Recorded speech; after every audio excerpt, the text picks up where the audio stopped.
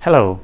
For new woodworkers or for those who like to work with their own hands, one of the most confusing things to learn is not what tools to use or how to use them, but how to decide what kind of wood to use in different projects.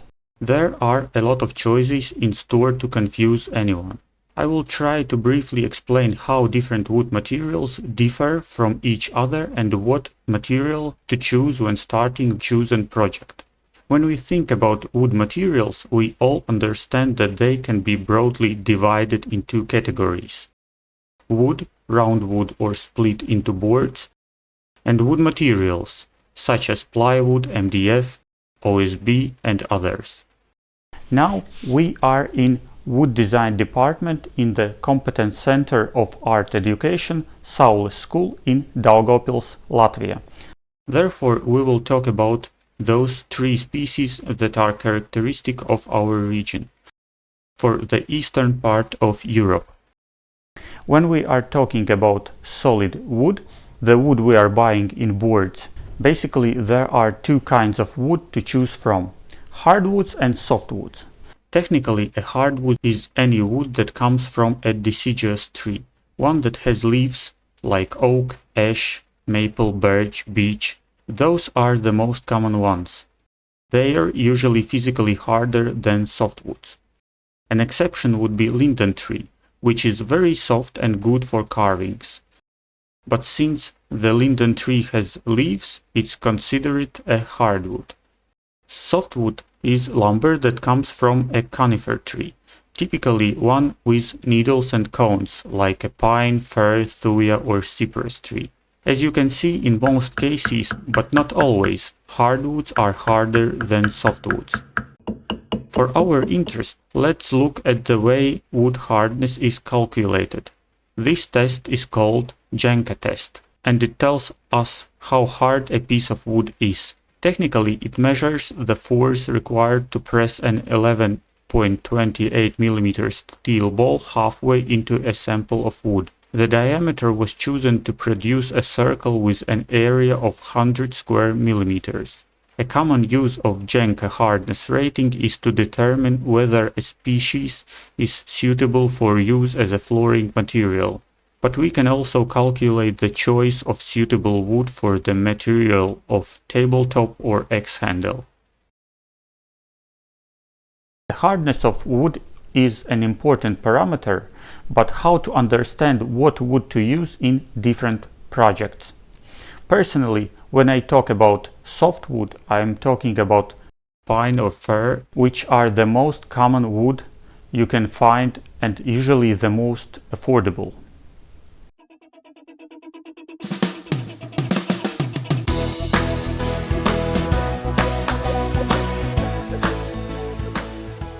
Whenever you go to a lumber yard, chances are that scent that you smell is pine or spruce.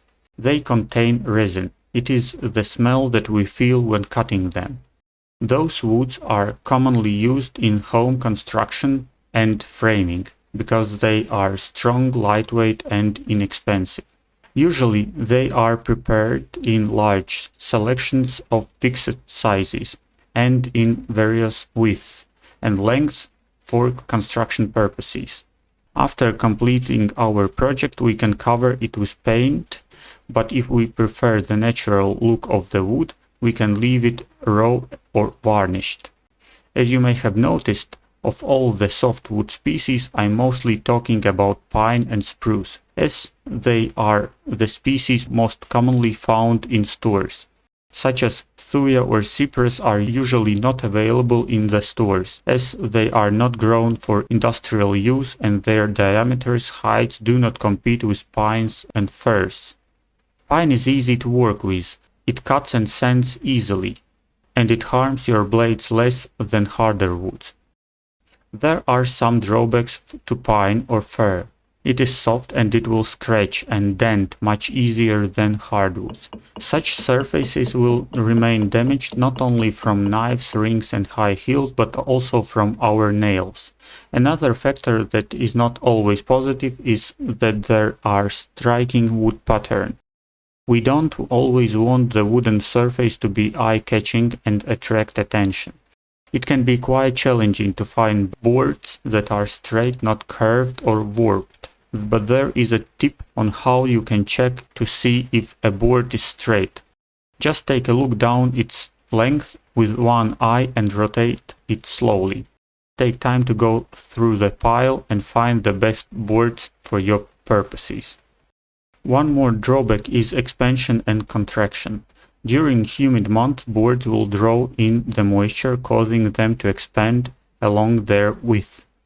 But in drier months they'll contract as they lose that moisture. It affects all three types, but you can feel it more in softwoods. You don't have to worry about it when making a small and freestanding objects, but you should remember this phenomenon when making doors, window frames or laying a wooden floor. Otherwise you will get cracks and bumps and time losses.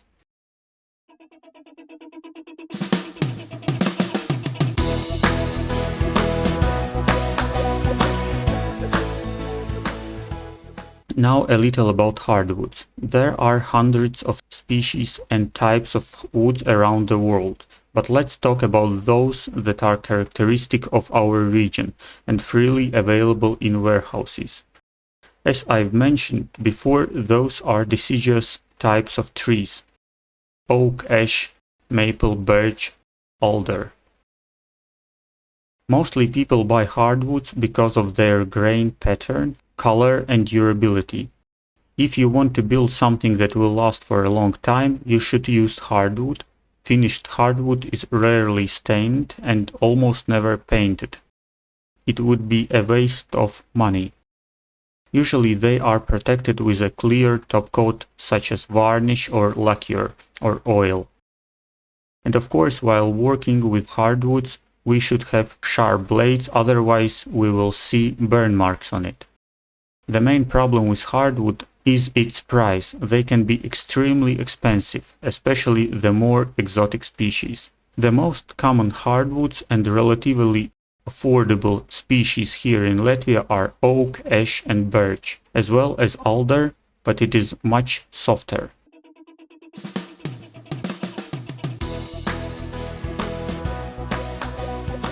Ash and oak are very similar in hardness. The tonality of oak is darker, but it's not always the case, because in oak we have sometimes light particles. Ash is even, it becomes darker towards the center. From the top we can't see so big dots as in oak. Oak is more porous and has very characteristic lines that run perpendicular to the wood grain. By these lines it can be easily distinguished from ash, because the ash closer to the center of trunk is also dark. These trees are very widely used in the production of furniture, especially facade parts, due to its cost. It is also good material for doors and windows because it is less suffering from the weather and damages more slowly. If we are going to make an object outside, let's say the top of a park bench, oak or ash will last much longer, taking into account the weather conditions, summer, winter, than pine or spruce.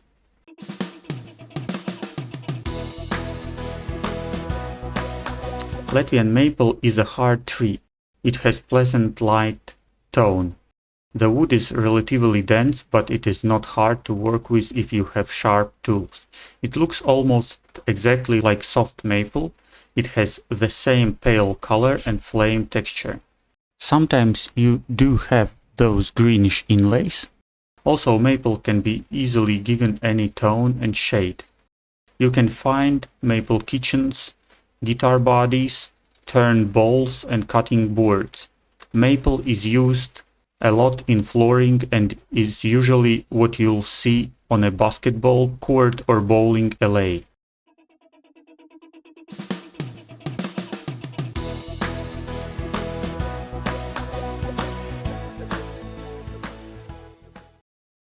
Birch is very similar to maple. It's light, sometimes with the same ripples. If there are greenish inclusions in maple, then there are not in birch, or there are brownish closer to the core. The wood is relatively hard and brittle, so we can cut it, but it splits a lot. Another property very characteristic to birch is expansion in moisture. It is so pronounced that stones are broken with it in quarries even today. This happens along the necessary split line. Dry birch spikes are burned into the holes and covered with water. Expanding power is ruthless.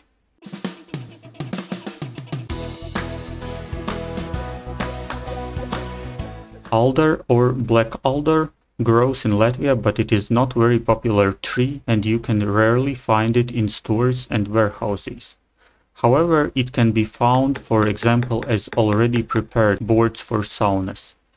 Black alder has a reddish tone, it is relatively soft and easy to work with. White alder structure is a little similar to birches. Alder is not only a soft and inexpensive wood, it cuts and stands extremely easy. So, this was our little video lecture about wooden types when we mean solid wood by it. In next video lecture, we will talk about different wooden products that are commonly used. So, see you later.